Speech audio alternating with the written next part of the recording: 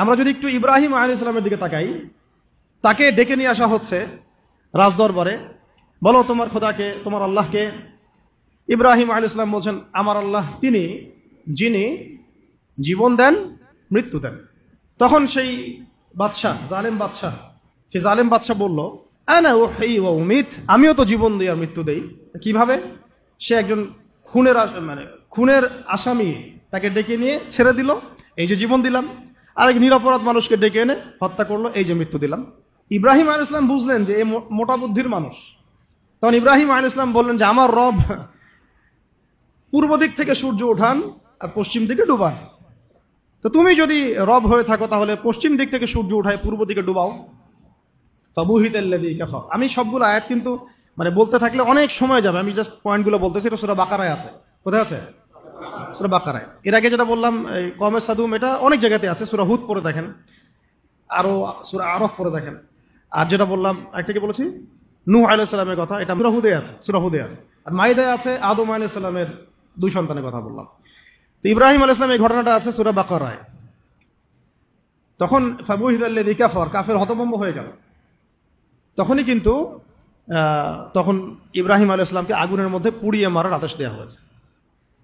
তো ইব্রাহিম আলাইহিস সালাম তখন কিন্তু জান দিতে প্রস্তুত, আগুনে পুড়ে যাবেন তিনি, কোনো সমস্যা নাই। তাকে ফেলে দেওয়া হলো। জিবরাইল আলাইহিস সালাম তখন এসেছেন, বলেছেন যে আপনার কোন হাজত আছে কি আমার কাছে, প্রয়োজন আছে? তিনি বলেছেন না, হাসবি আল্লাহ ওয়া নি'মাল ওয়াকিল, হাসবি আল্লাহ ওয়া নি'মাল ওয়াকিল। আমরাও এই জিকিরটা চলতে ফিরতে সবসময় করতে পারি। এক বচনে হচ্ছে হাসবি আল্লাহ ওয়া নি'মাল ওয়াকিল, বহু বচনে হাসবুন আল্লাহ ওয়া নি'মাল ওয়াকিল। আরেকটা অংশ অ্যাড করা যায়, নি'মাল মাওলা ওয়া নি'মান নাসির।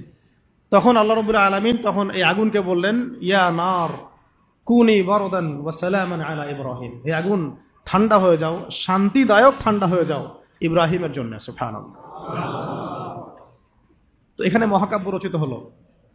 তার সন্তান ইসমাঈল আলাইহিস সালাম ছোট্ট বালক, হয়তো এই ছেলেটার সমান হবে, 10-12 বছর, ডেকে নিয়ে এসে বলছেন, বাবা ইন্নী আরা ফিল মানামি আন্নী আযবাহুক, আমি স্বপ্নে দেখেছি যে আমি তোমাকে জবাই করছি। ফানজুর মাযা তারা, তোমার রায় কি আমাকে বলো, তোমার কি খেয়াল? সূরা সাফফাতের মধ্যে আছে, সূরা ইয়াসিনের পরে সূরা। তখন এই 12 বছরের সন্তান বলছে, 12-14 বছরের সন্তান ইসমাঈল আলাইহিস সালাম বলছেন, যেমন মা তেমন সন্তান।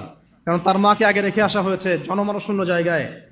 ইব্রাহিম আলাইহিস সালাম চলে যাচ্ছেন, আর তিনি জিজ্ঞাসা করছেন যে আপনি কি আল্লাহর হুকুমে রেখে যাচ্ছেন আমাদেরকে এরকম একটা বিরান জায়গায়, খাবার নাই, পানি নাই, কিছুই নাই? ইব্রাহিম আলাইহিস সালাম বলছেন হ্যাঁ। তখন তার মা বলেছিলেন, ইসমাঈল আলাইহিস সালামের মা বলেছিলেন যে তাহলে আল্লাহ আমাদেরকে ধ্বংস করবেন না ইনশাআল্লাহ। ওই যে জামজাম, এখনো সেই জামজাম চলছে। আপনার কোনো রোগ আছে, সেই জামজামের পানি ওই শেফার নিয়াতে পান করেন, শেফা হয়ে যাবে ইনশাআল্লাহ। জামজাম এখনো চলতেছে। ওই যে সাফা থেকে মারওয়া, মারওয়া থেকে সাফা, সাফা থেকে মারওয়া, মারওয়া থেকে সাফা, এটা আপনি না করলে আপনার হজ উমরা কিছুই হচ্ছে না। সুবহানাল্লাহ। ওই বাইতুল্লাহ এখনো। তো সেই সন্তান বলছে, ইয়া আবাতি, হে আমার বাবা, ইফআল মা তুমার, আপনাকে আল্লাহ পাক যে আদেশ করেছেন তাই করেন। সাতাজিদুনি ইনশাআল্লাহু মিনাস সাবিরিন, ইনশাআল্লাহ আপনি আমাকে ধৈর্যশীল পাবেন। মায়ের সন্তান।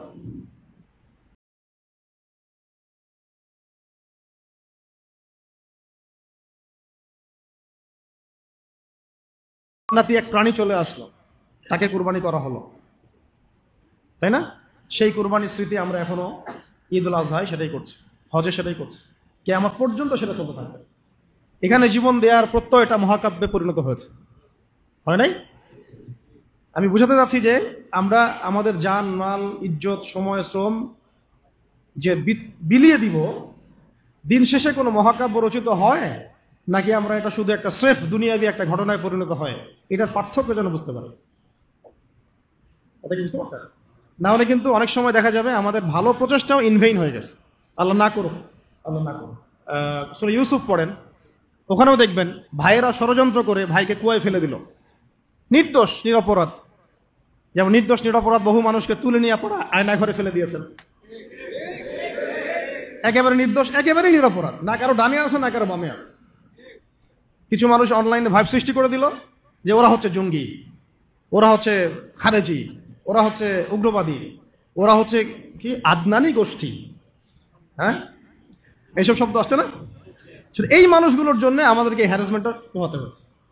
এখানে আমি বলি না যে সরাসরি তাগুত দায়ী, ওদের তো একটা সিলসিলা আছেই, যারা যারা এই কয়েকটা ওয়ার্ড ইউজ করে ওদেরকে ট্রেস করা, যেমন ইসলাম কায়েম, আল্লাহর জমিন আল্লাহর দিন কায়েম, ইসলামের শরিয়া প্রতিষ্ঠা, খেলাফত প্রতিষ্ঠা, দাওয়াতের সাথে জিহাদ, এই যে কিছু ট্রেসিং ওয়ার্ড আছে আর কি। তারা মনে করে এই ওয়ার্ডসগুলো যারা ইউজ করে তারা মনে হয় এলিয়েন,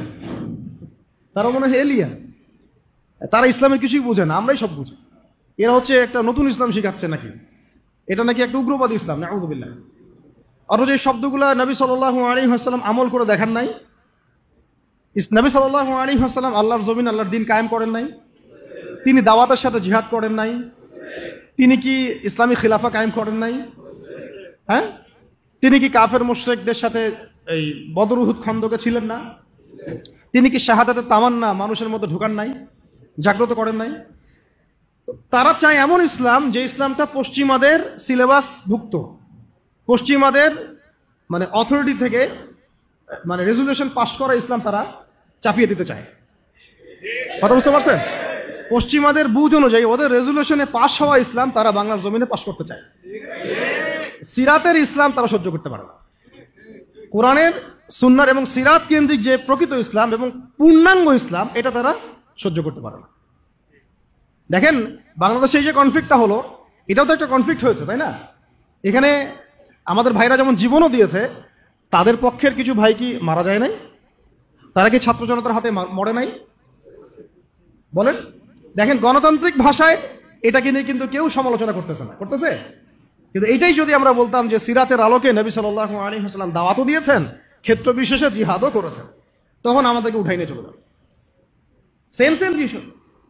আপনি তো কনফ্লিক্টেই গেলেন, এখানেও তো মারলেন, এখানেও মরলেন। আমরা বলছি না যে এই মুসলিম কান্ট্রিতে, বাংলাদেশের এই চলমান প্রেক্ষাপটে, এই কান্ট্রিতে ওই রকম সশস্ত্র জিহাদের প্রেক্ষাপট তৈরি হয়েছে, এটা আমরা বলবো না, বললে ভুল হবে। এরকম প্রেক্ষাপট বাংলাদেশে এখনো তৈরি হয় নাই, এখন তৈরি হয় নাই। হ্যাঁ, যদি কোনো কুফার আমাদেরকে অ্যাটাক করে তখন তৈরি হবে, ঠিক আছে? আমরা চাচ্ছি না এটার জন্য কেউ প্রত্যাশী থাকুক, এটাও ঠিক না। কিন্তু বাংলাদেশে ওই প্রেক্ষাপট তৈরি হয়নি। কিন্তু সিরাতের পুরো বিষয়টা মানুষের মধ্যে জানা দরকার আছে না নাই? যেমন বাংলাদেশের মানুষ নামাজ শব্দ চিনে, রোজা শব্দ চিনে, হজ যাকাত এতটুকু চিনে, কিন্তু এরা শরিয়া আইন বুঝে না, খিলাফা বুঝে না, দাওয়াত জিহাদ এগুলো বুঝে না, তাই না? আমর বিল মারুফ নাহি আনিল মুনকার অনেকে বুঝে না, পূর্ণাঙ্গ ইসলাম ইকামতে দিন এটা তারা বুঝে না। কিন্তু নামাজ শব্দ তারা পরিচিত, চোরের হাত কাটতে হবে এটা তারা পরিচিত। আর কিছু মানুষ আছে যারা শরিয়া চায় না এই কারণেই যে শরিয়া যদি বাস্তবায়িত হয় তাহলে তারাই ব্যক্তি জীবনে পাপ করতে পারবে না, এই জন্য তারা শরিয়া চায়। সে তো নিজেই চোর, সে তো চাইবে না যে হাত কাটার বিধান চালু হোক, সে তো নিজেই দুর্নীতিবাজ, ও তো চাবে না যে এটা চালু হোক। এই আর কি, সবাই জেনা করতে চাচ্ছে, সবাই সুদ খাইতে চাচ্ছে, তাহলে এগুলো চালু হলে তো সমস্যা।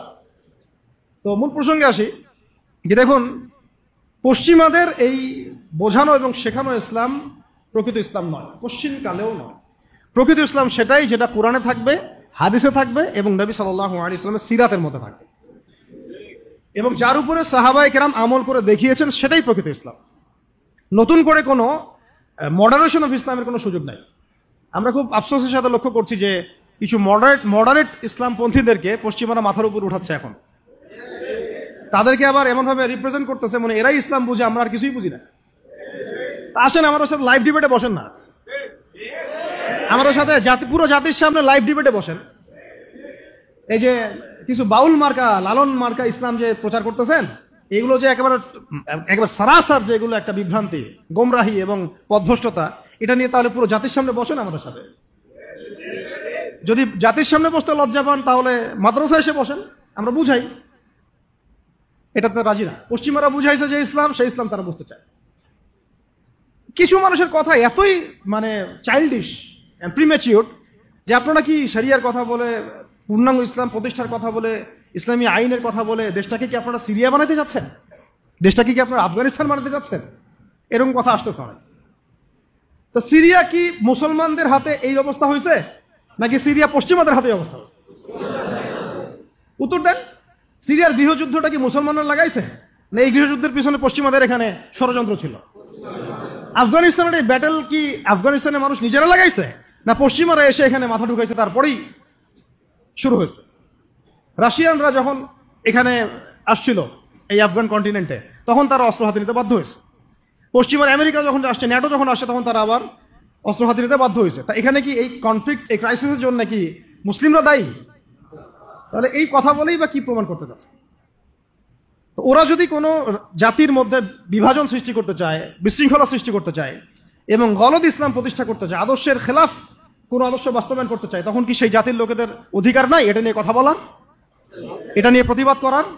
এবং তারা যদি সামরিক হস্তক্ষেপ করে, তখন কি ওই জাতির উপর ওয়াজিব না ওদেরকেও সামরিকভাবে ডিফেন্ড করা? নাকি ওই সময় আমরা দাওয়াতের কথা বলবো? আমাকে বলেন, আপনারা কি ফিলিস্তিনে এখন দাওয়াতের কথা বলবেন? ফিলিস্তিনের যে অবস্থা, গাজার যে অবস্থা, ওখানে কি আপনি শুধু দাওয়াত আর তাবলিগের মেহনত করবেন? বলেন তো। ফিলিস্তিনে আমরা তাবলিগের মেহনত করতে যাবো না তো এখন। এখানে দাওয়াতের সাথে জিহাদ থাকতে হবে, ফিলিস্তিনে এখন এটা ওয়াজিব। কিন্তু বাংলাদেশের মধ্যে আমরা এখন দাওয়াত তাবলিগের মেহনত করব, কারণ এখানে এখন সশস্ত্র জিহাদের অবস্থা নাই। এই তো আমাকে প্রেক্ষাপট বুঝতে হবে। তো কিছু মানুষ আসলে চিন্তা করে কি, ইসলামটাকে এইভাবে চিন্তা করে, ইসলাম মনে হয় একটা ওই রান্না করা হাড়ির ভাত, একটা টিপলেই মনে হয় সব বোঝা যাবে। জি না, ইসলাম এমন কিছু না যে আপনি এই ফটো উঠাবেন, একটা করে কি বলে একটা ভাত উঠাবেন, উঠায় টিপ দিবেন, বাকি সব বুঝে ফেলবেন। ইসলাম এত সহজ দিন না, এত সহজ জীবন ব্যবস্থা না। এটার গভীরতা অনেক বেশি, আপনাকে অনেক গভীরে যেতে হবে। আল্লাহ পাক আমাদের সবাইকে বোঝার তৌফিক দান করেন। ইসলাম বুঝতে হবে কোরআনের আলোকে, সুন্নাহর আলোকে, নবীর সিরাতের আলোকে, সাহাবায়ে কেরামের বুঝের আলোকে। এমনকি পরবর্তী কোনো মানুষের ব্যক্তিগত কোনো বুঝের আলোকে ইসলাম বুঝতে চলবে না। কথা ঠিক আছে? এখন আসেন, ওই অনেক ভিতরে চলে যাচ্ছি আবার। এই ইউসুফ আলাইহিস সালামকে গর্তে ফেলছে কি ভাইরা না? তারপরে তিনি আল্লাহ পাক তাকে সম্মানিত করে রাজ দরবারে নিয়ে যান নাই? রাজ দরবারে যাওয়ার আগে তাকে 12 বছর জেল খাটতে হয়েছে। কত বছর? কোনো অপরাধ ছিল তার?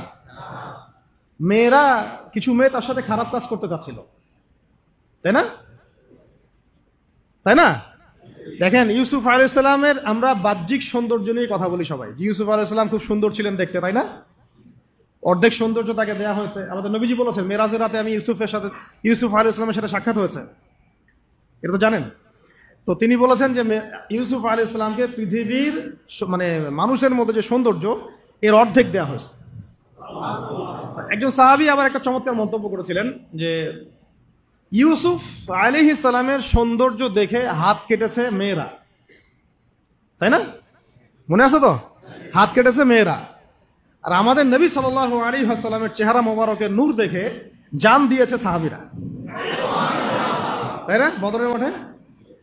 তো ইউসুফ আলাইহিস সালাম কোনো অপরাধ করেন নাই, তারপরেও জেনার অপরাধে তাকে থাকতে হইল। আর আমাদেরকে তো মাশাআল্লাহ মানে বিনা অপরাধে কত কিছু করতে হইল।